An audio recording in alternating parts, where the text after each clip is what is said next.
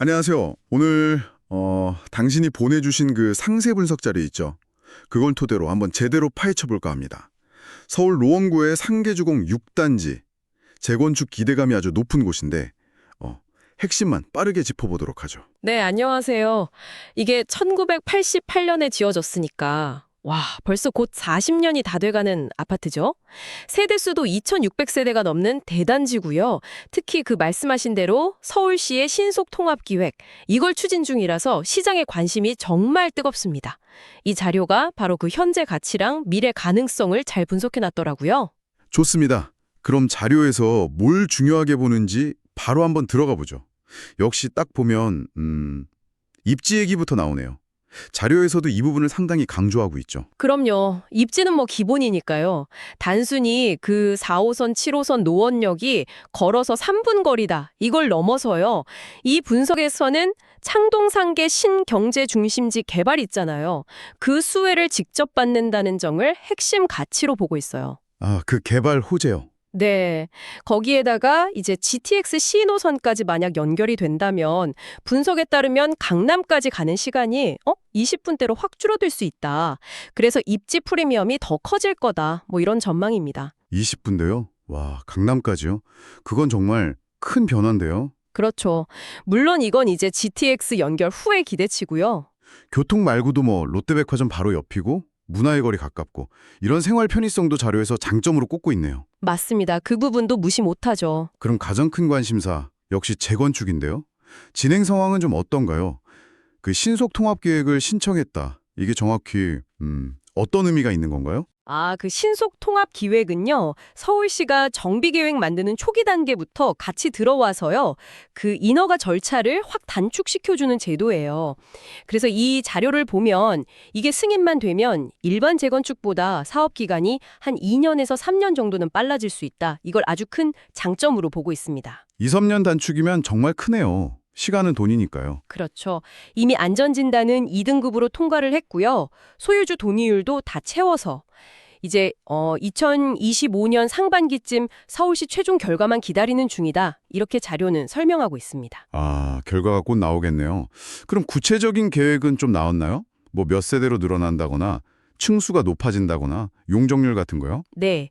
현재 그 2646세대에서요. 최고 49층으로 약 3500세대 규모로 재건축될 계획이다. 이렇게 분석돼 있어요. 특히 용적률이 중요한데 지금 한 195% 정도 되거든요.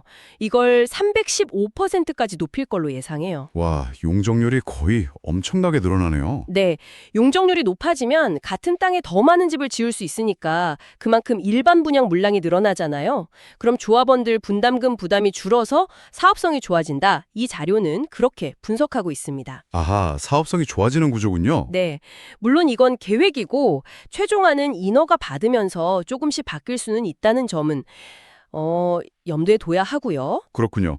그럼 이제 제일 궁금한 거, 돈 문제인데요. 투자 관점에서 현재 시세랑 미래 가치는 이 자료가 어떻게 보고 있나요? 자료를 보면 지금 제일 많이 거래되는 게 17평형, 전용 56제곱미터인데요. 이게 한 4억 후반에서 5억 초반대 정도 시세를 형성하고 있다고 나와요. 그리고 분석에서는 그 옆에 상계주공 5단지 사례를 봤을 때 예상 분담금, 그러니까 추가로 내야 할 돈이죠. 이걸 대략 5억 원 안팎으로 추정을 하고 있고요. 분담금이 5억 정도. 아, 그럼 총 투자 금액은 현재 시세 더하기 5억 정도로 생각해야 하는 거네요. 그렇죠. 대략적으로는요.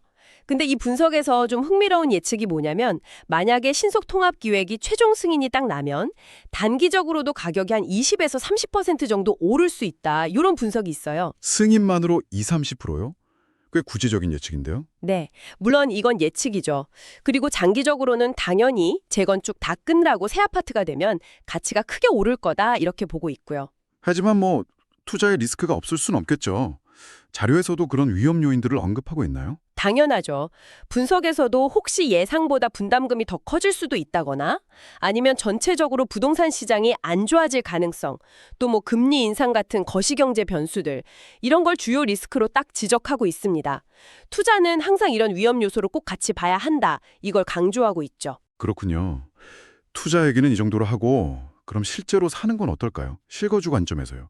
장점도 있겠지만 아파트가 오래됐으니 단점도 분명할 것 같은데요. 맞습니다. 자료에서도 교통 좋고 백화점 가깝고 이런 건 당연히 큰 장점으로 꼽아요. 근데 딱 현실적인 문제점. 38년 된 아파트니까요. 특히 주차난. 이게 세대당 0.3대 수준이라 정말 심각하거든요. 그리고 뭐 배관 같은 시설 노후 문제. 이런 건 단점으로 명확히 써놨습니다. 0.3대면 정말 주차가 전쟁이겠네요. 그렇죠. 물론 이런 문제들은 재건축하면 다 해결될 부분이긴 한데 그 전까지 살려면 불편함은 좀 감수해야 하고요. 또 재건축 기간 동안엔 소음이나 먼지 같은 것도 고려해야 한다. 이렇게 분석하고 있습니다. 네, 그렇겠네요. 자, 그럼 종합을 해보면 이 분석 자료는 상계주공 6단지를 노원역 초역세권 입지 그리고 신속통합계획 재건축 가능성 이 두 가지가 아주 강력한 매력 포인트다 이렇게 보는 거군요. 네, 맞습니다. 투자로 보나 실거주로 보나 잠재력은 분명히 있다. 이런 평가죠. 잠재력은 분명해 보이네요. 네, 그래서 이 분석이 특히 뭘 강조하냐면 타이밍이에요, 타이밍. 그 신속통합계획 최종 승인이라는 큰 이벤트가 있잖아요. 그 전에 들어가는 게 유리할 수 있다, 이런 시각인데요. 하지만 동시에 아까 말씀드린 분담금 규모라던가 시장 상황 같은 변수들은 여전히 남아있는 거고요. 바로 그 지점이네요. 그래서 마지막으로 당신께 한번 여쭤보고 싶어요. 이 분석 자료에 나온 여러 요인들 말고요.